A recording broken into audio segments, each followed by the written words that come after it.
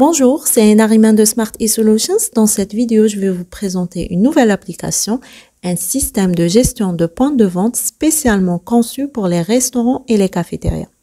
Et ce n'est pas tout, nous avons également créé une formation complète pour vous apprendre à créer cette application de A à Z à partir d'un fichier vide. Restez jusqu'à la fin de cette vidéo pour découvrir comment l'obtenir.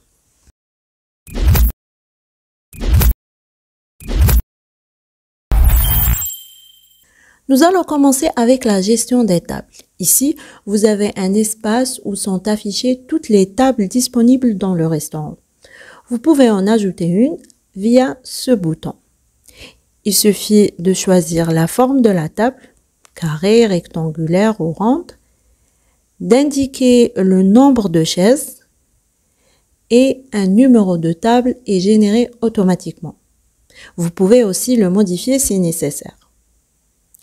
Une fois les informations remplies, cliquez sur OK et la table sera ajoutée à l'espace où vous pourrez la positionner librement. Vous avez également la possibilité de supprimer une table. Cochez cette case, sélectionnez la table que vous souhaitez supprimer. Cliquez sur le bouton pour confirmer la suppression. Les tables changent de couleur automatiquement en fonction de leur statut. Par exemple, si je change le statut de libre à assis, la couleur s'adapte immédiatement. Pour passer une commande, vous avez ici les boutons de catégorie. Si je clique sur une catégorie, les articles correspondants s'affichent avec leur image. Par exemple, dans la catégorie boissons, on retrouve toutes les boissons disponibles. En cliquant sur jus d'orange, les détails du produit apparaissent. Vous pouvez ajouter une demande spéciale, comme sans sucre, puis cliquez sur ajouter pour l'ajouter au ticket de caisse.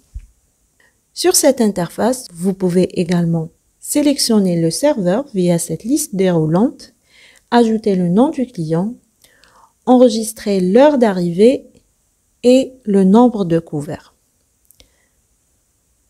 Ajoutons maintenant un plat à notre commande.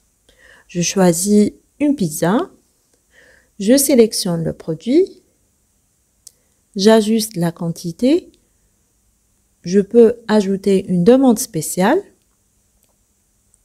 puis je clique sur ajouter.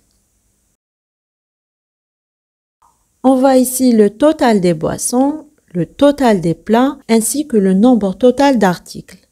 Et vous remarquez aussi que la couleur de la table a changé. Son statut passe automatiquement de assis à commandé dès qu'une commande est passée. Une fois la commande validée, on peut l'envoyer directement en impression.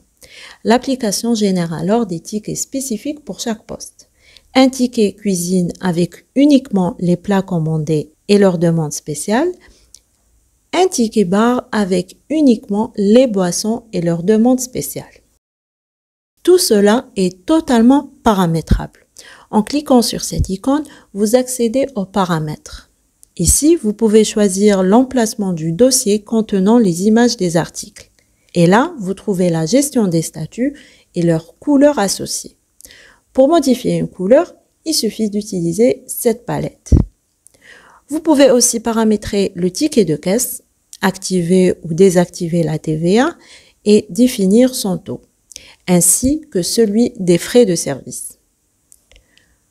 Dans cette section, vous avez la gestion des modes de paiement, avec la possibilité d'en ajouter d'autres, le paramétrage de l'entête du ticket de caisse, comme le nom du restaurant, adresse, numéro de téléphone, le message personnalisé en pied de ticket, et juste ici, vous avez la liste des serveurs.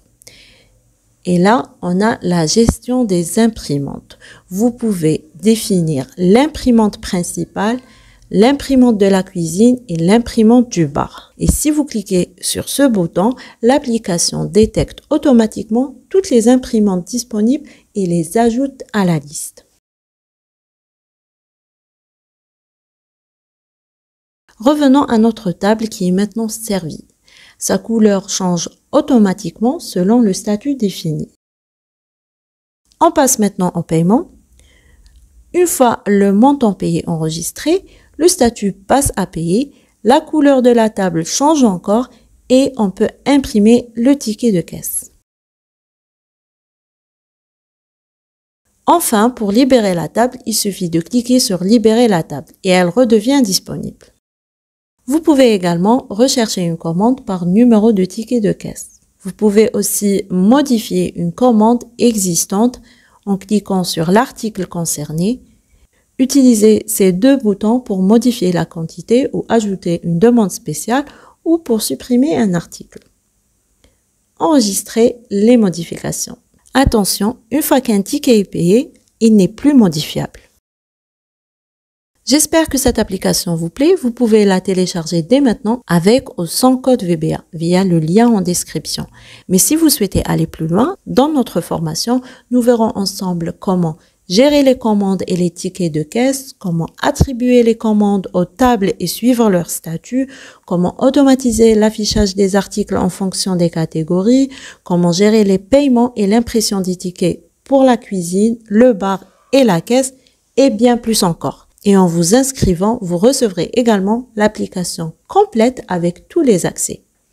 Rejoignez-nous dès maintenant en cliquant sur le lien en description. Merci d'avoir suivi cette vidéo et à très bientôt.